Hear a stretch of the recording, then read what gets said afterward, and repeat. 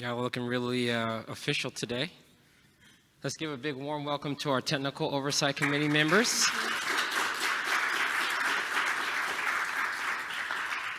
I'm going to let you all introduce yourselves. We have Cameron, Gopa, Praseeda, Dadisi.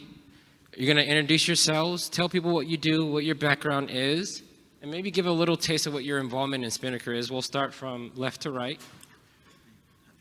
Oh, hi. I'm Praseeda Sathaye. I'm a Principal Solution Specialist, Solution Architect at AWS.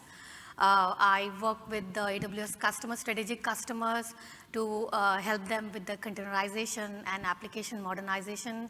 So my role in Spinnaker over here is like I've written a couple of blogs on Spinnaker Operator with EKS, and we have a team over here also who contributes to Spinnaker, and we help our customers who actually use Spinnaker as the delivery mechanism. Right on. Yeah, hey everyone, I'm Cameron Motevasselani. Just a quick note, this is not the entire Technical Oversight Committee here. We're about half of the group, so just wanted to put that out there. I'm an engineering manager over at Armory. I've worked on a bunch of different projects on the Spinnaker, in the Spinnaker community, and Armory is a commercial provider of Spinnaker. Good morning. My name is Dadisi Sanyika, and I'm an engineering manager at Apple for Apple Cloud Services specifically.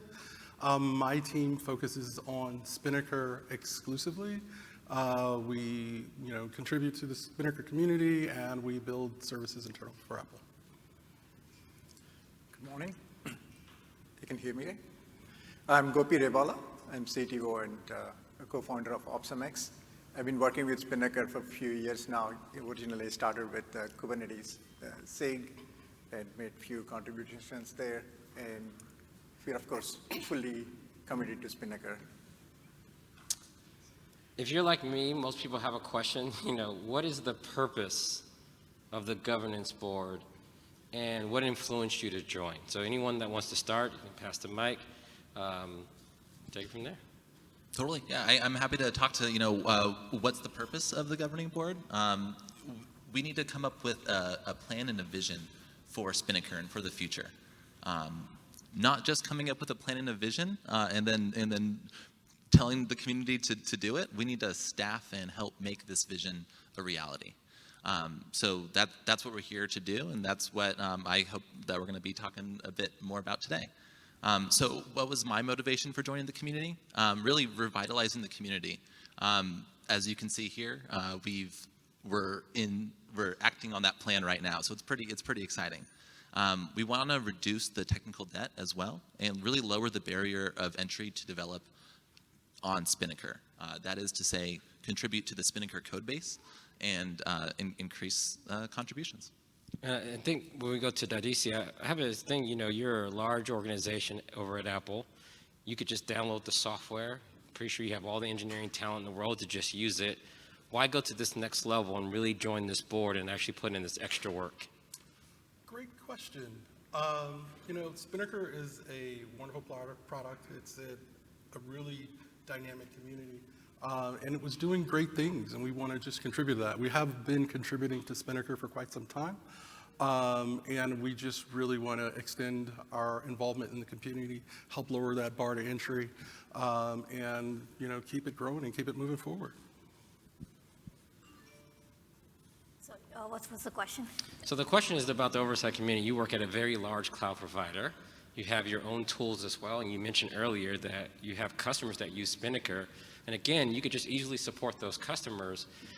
What kind of pushed you to join? What influenced you to join the community and serve on this board and do this work? Sorry about that. I didn't hear the question. So as being a solution architect and specialist, I'm being approached by not only strategic customers, but also the other customers who are interested in trying Spinnaker.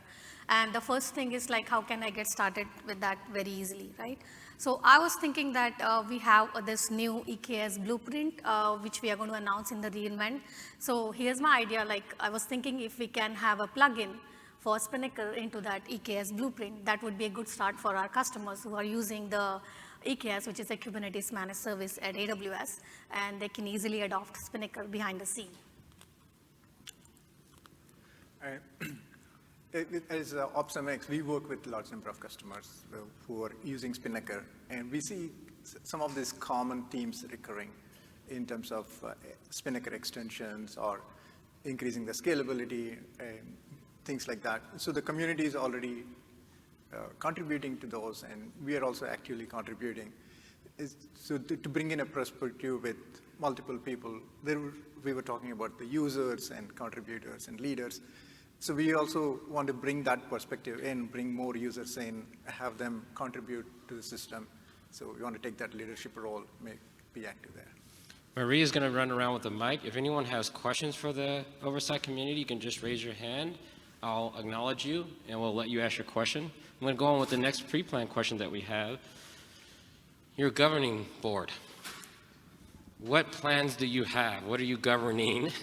What plans do you have? And then what influences those plans? Do you all go off into like your own private Slack channel and make this stuff up? Like what influences things that go into the plans that you have? So what are the plans and what influences those plans? Whoever wants to start.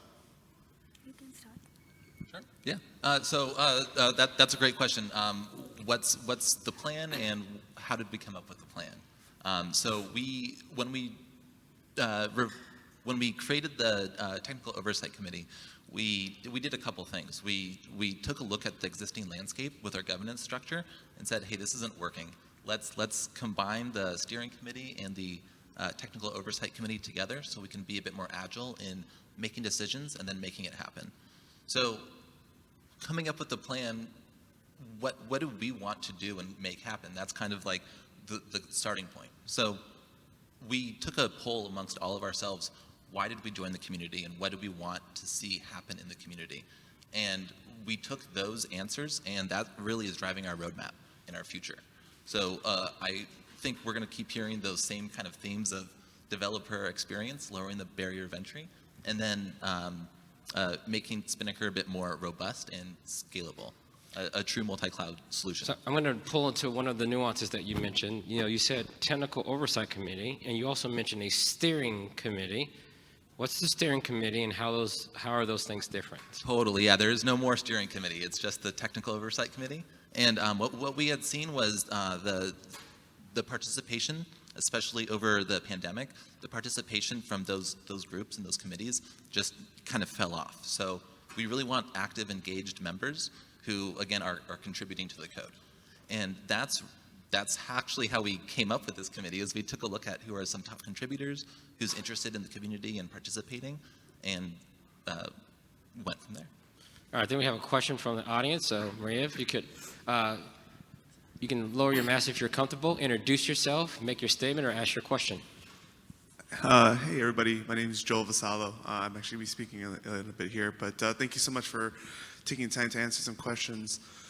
One of the things that I've seen, not just in Spinnaker, but like any cloud native tool, is like a roadmap. And that usually gives us confidence as to when we're building on this platform that it's going to be supported for a while. Is there a thought about revisiting like a public roadmap? Because you know, it seems like to link off to somewhere and then it references old dates. I think for that'll really kind of give confidence as that there's a lot more coming ahead and giving us some visibility into that. Yeah, totally. I'm going to summarize that question just in case they didn't get it. You know, there's a roadmap, you know, these open source committees. And if you look at the current roadmap, there are things like dates that are definitely past due. It probably needs to be revamped. It needs to be refreshed. What are your thoughts about that roadmap? And actually, it's one of our questions. So thanks for moving us to that segue. You know, what is the roadmap, and how do we address the concerns of things being stale and making sure that this project is heading in the right direction? Yes, there are things happening in the community and through new developments, new plugins. There is also scalability improvements that are happening, but the documentation side itself is not being kept up to what is being released. So recently we made releases with 128, 129. There were features that were released in those releases, but they're not documented. So that's definitely one of the issues where we will address, document what's coming as well as what has already been released. Yeah, I totally agree on that, and that's the first thing, documentation, because when I started with the Spinnaker, that was a challenge for me, and I definitely think as a committee, we have the responsibility to improve on that. And plus, like our customers who come to ask us like, hey, can you make the workflow of integration with this plugin easy, like Lambda plugin and other plugins? Yeah, we don't have anything to point them, like this is what the process is. So I think that this is the right direction we can head to improve the workflow and the process for the plugin, usage. The documentation SIG is meeting tomorrow. Just want to point that out. Absolutely, this is about making the barrier to entry lower first. That's top priority. Fixing the things like the documentation, finding ways to make Spinnaker accessible to everyone so you can begin to contribute. Beyond that, it's dealing with the other side of that issue, like scalability and things like that.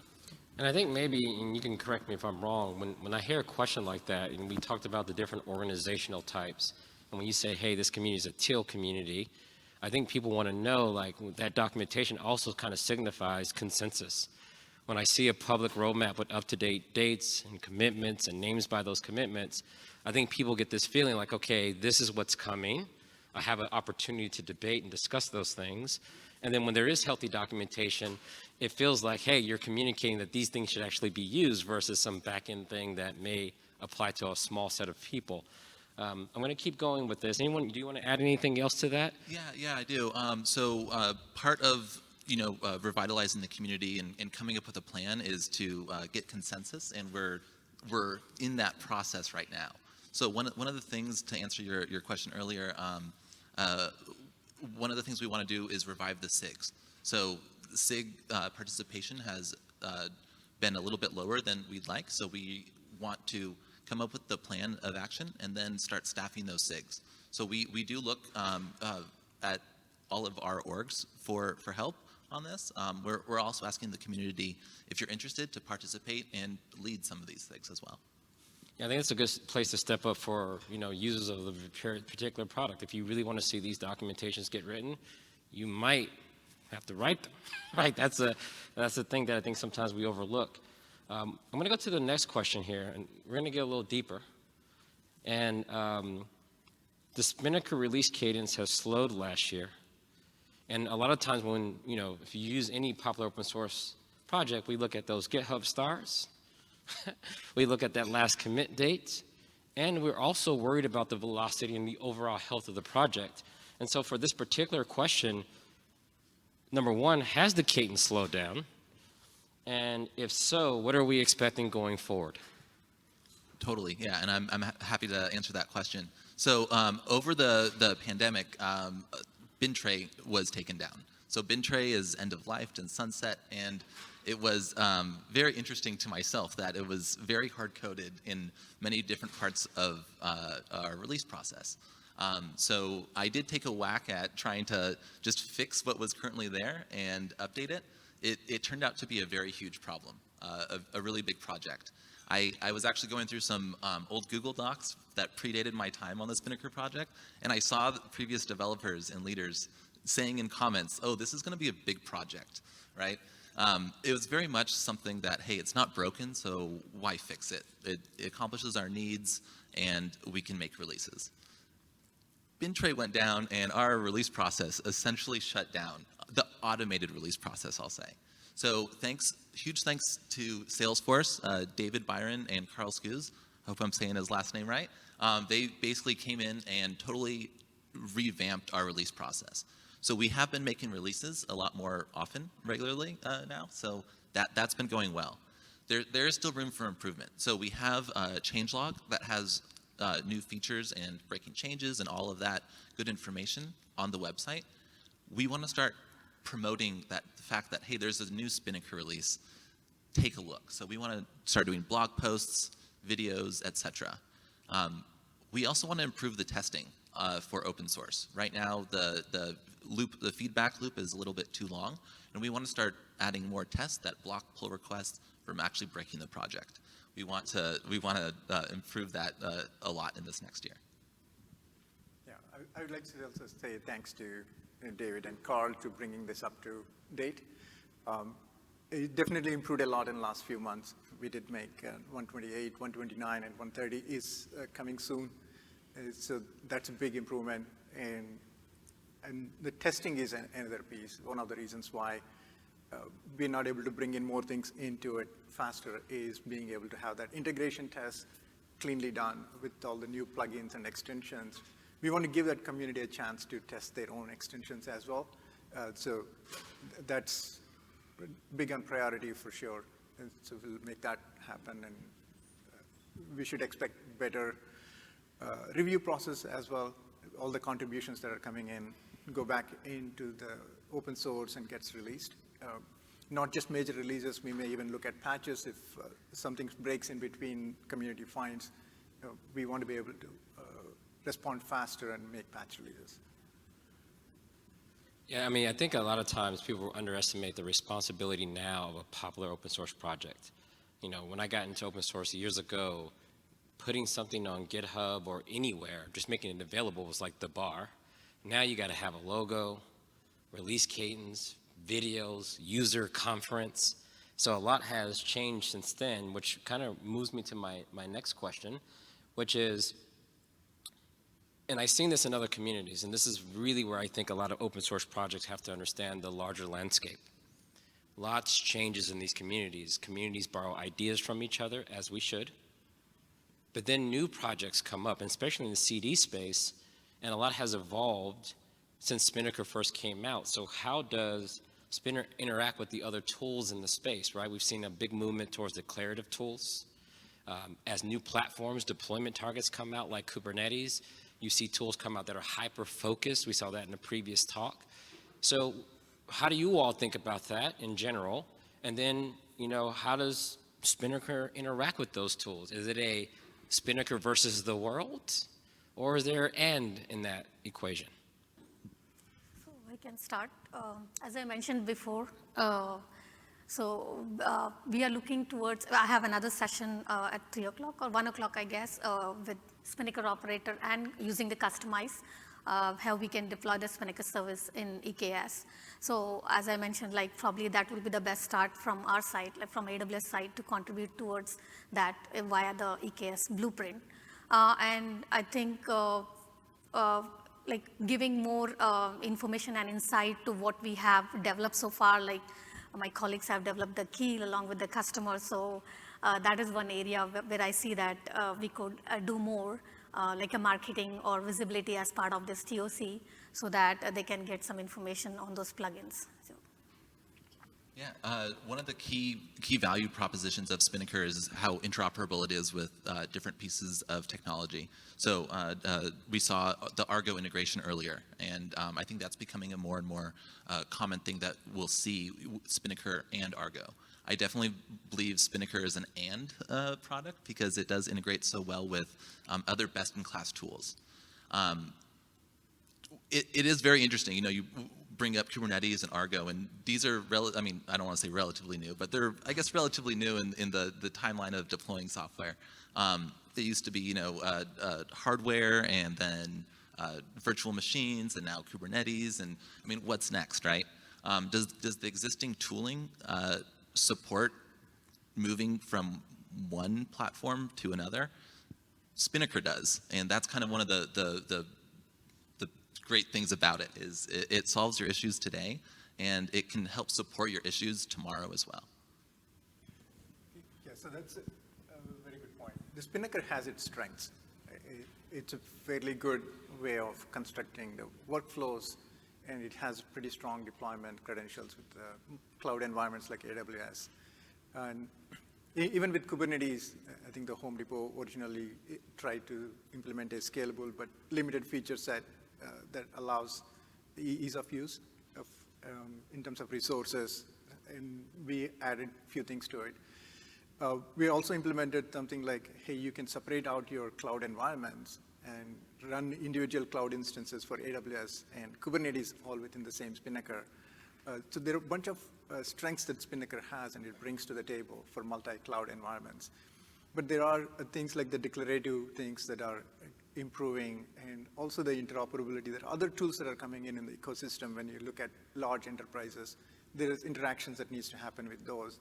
We can do it as an extensions, but we also can look into standards like the cloud events that Dadisi was also mentioning and see how we can make it a better tool. So what we look for is use the strengths of the Spinnaker, and there's a big community that's deployed at a very large scale. Going forward, can we make it easy to integrate with new systems that are coming in or existing systems with interoperable standards? So that's would be one of the focus that we would have. Yeah, I think one big thing that the community wants typically is to pay attention to in general is, can you scale down, right? I think a lot of systems evolve maybe towards the enterprise use case, so much so that you have the potential to leave the common use case or the simpler use cases behind to be able to solve some of these enterprise things. As this technical committee, do y'all think about that at all? If anyone wants to weigh in on that, I think that's important, because I do think that's one of the things about direction, making sure that as you move forward, you don't leave other things behind. I think that's literally super important. That is why we started with lowering the bar to entry, to be sure that everyone in the community can access Spinnaker and continue to contribute. That's super important. Innovation comes from everyone, and being able to do that, it's top of mind for me personally, that it needs to be accessible to everyone. Awesome. I'm going to do a quick check. Okay, I think we have an audience question here. Introduce yourself and make your statement or ask your question. Yeah. Hi, my name is Andrea Frittoli. I work for IBM. Great panel.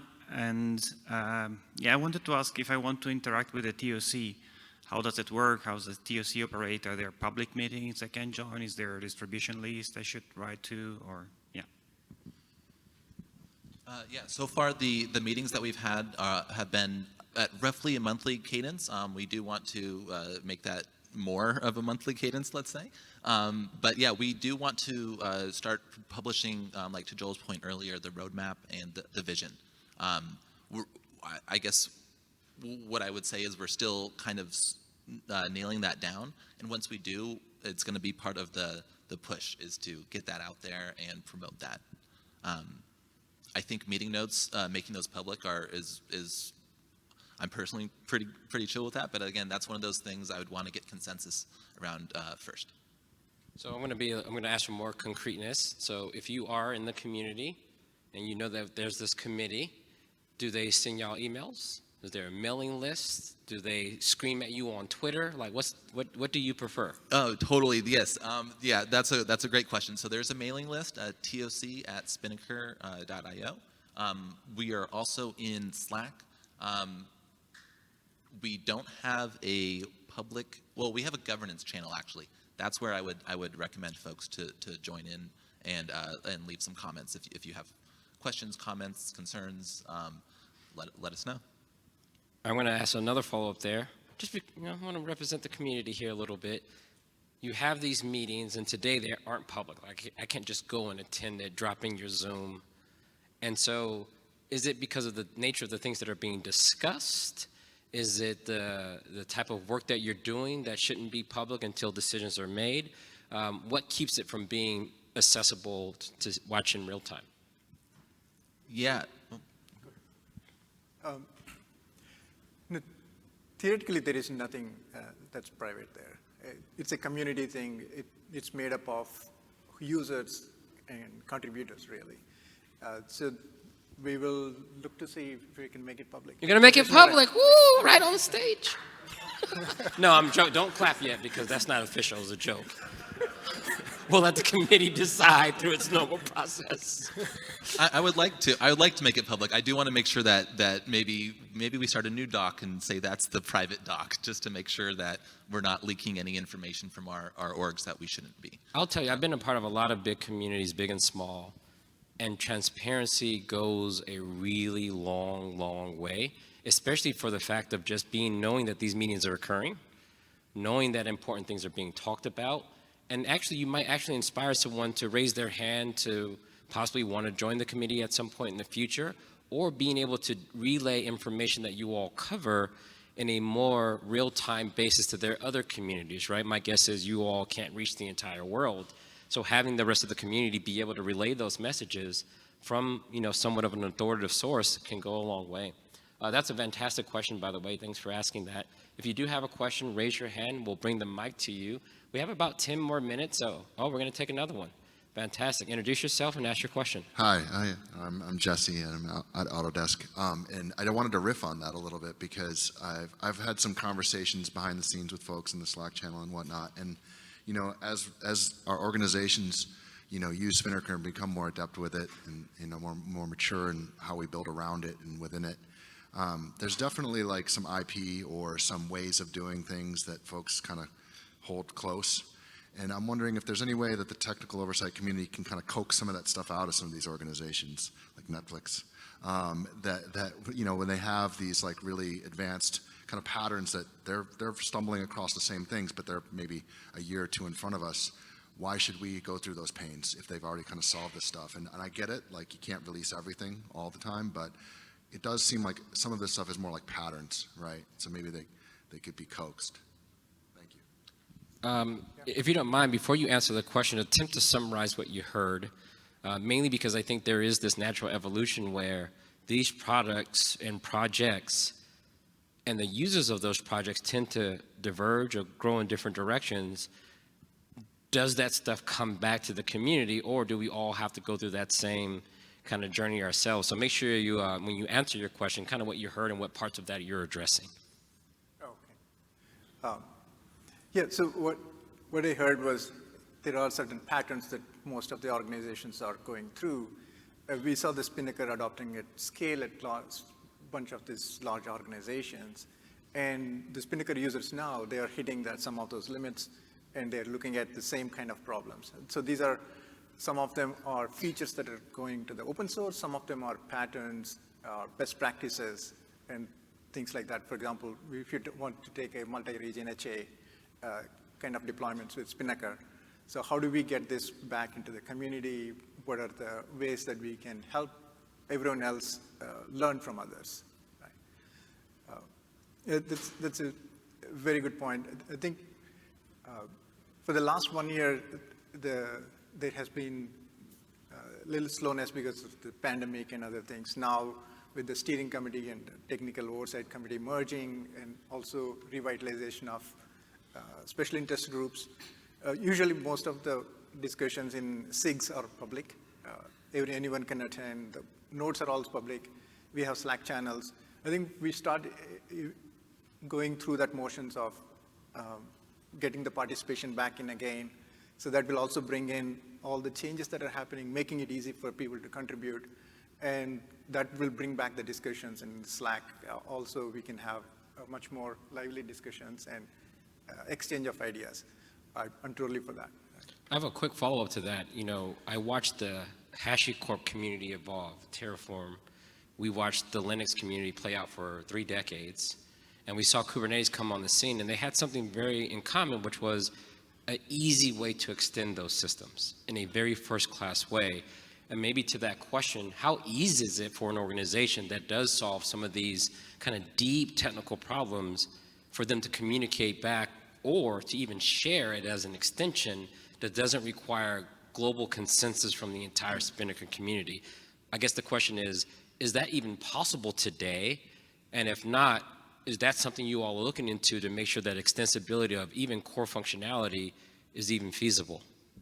Yeah, definitely. So there's a few ways I think we're tackling that. So plugins are a huge part of that, but they're not at the moment perfect, let's say. So we adopted a framework called PF4J, and it relies on these things, extension points, but we're kind of moving away from the extension points and focusing on these API contracts. So we've moved a lot of the Cloud Driver contracts to the Cloud Driver API package. Very lightweight package. You can just like pull it into your plugins, and you have these APIs that you can use and rely on. Now, a lot of those APIs take in maps of maps. So it's as a developer, I don't know what I need to put in there. It can break things. So we really need to start adding more schemas and better ways of communicating between, better defined contracts, essentially. I know that there's going to be some more plugin updates coming. I believe there's a talk later about plugins. So I am looking forward to seeing more of those updates come back to the community. I definitely have seen, people will make updates for their own organization, and then they need to contribute it back to Spinnaker, and it's not always trivial. But making public and explicit what those API contracts are, and then hooking into them yourself and allowing others to then build on it too. That's how we can help with the interoperability and customizing Spinnaker to fit your needs. I can imagine it being a nightmare to refactor the code base, cut new releases, and being worried about breaking all of these plugins that are relying on who knows what configuration objects being passed around.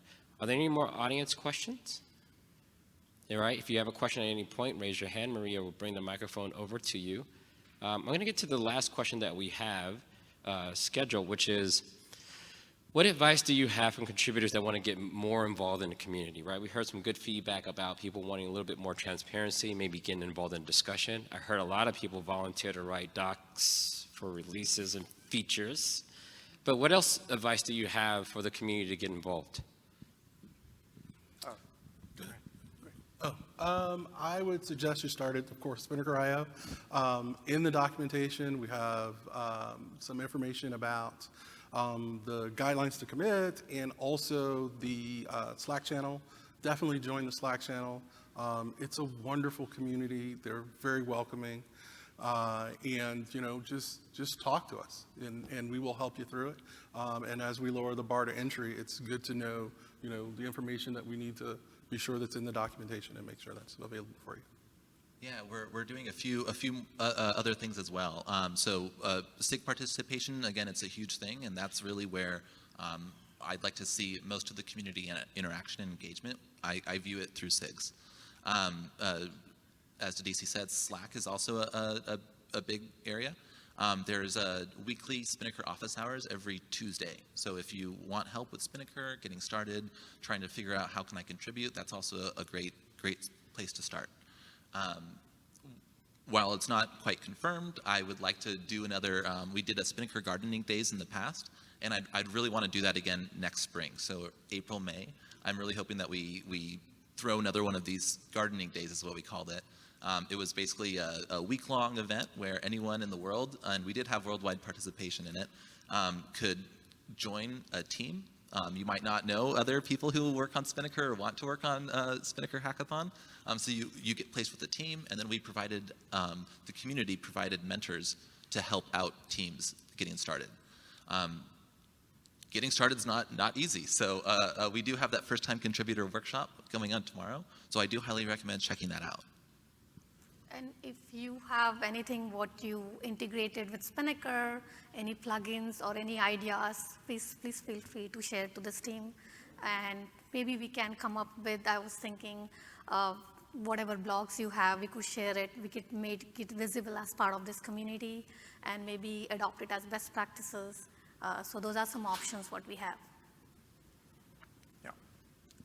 If you're already a user, participate in the Slack. Help other people out, and getting started easy and setting up the environment, debugging, and raising the PRs. I think we should document better, and then reach out to us in the Slack. We can work through those issues and help you. Yeah, one thing I think I've seen a tragedy in a lot of these communities, we're all using this stuff, we're all learning this stuff, but very few people actually share the nuanced details, right? Maybe you only share the success stories. Maybe only show the areas where it absolutely worked with no problems. But I think if you have the time or the ability, share everything you can, like how you install it. That little Puppet Chef or Ansible script that you use to upgrade it and make sure things don't break. Maybe you have a different set of design patterns for dealing with plugins and having them yourself. I think those things are super critical because if you think about it, there's only so many technical community, oversight community members, but there are so many more people that are just out in the community doing this stuff in production. I don't know if you're like me, once you get past day 0, day 2 and 3, all about production. What the things that they don't tell you on the website. Nothing against the website, but no one ever puts in there how much memory you really, really need in production, and when it falls over, what to do. Y'all have that experience, so share it in any form that you find comfortable. I'm going to give one more last call for questions. You have a subset of your technical oversight community here. If you have any questions, this is your opportunity, or I'm going to wrap it from here. All right, it doesn't look like we have any more questions. This is a huge responsibility. You're not just managing an open source project, you're also managing some people's livelihoods, their whole profession, so no pressure, but thank you for your service. Let's give them a big round of applause. Thank you.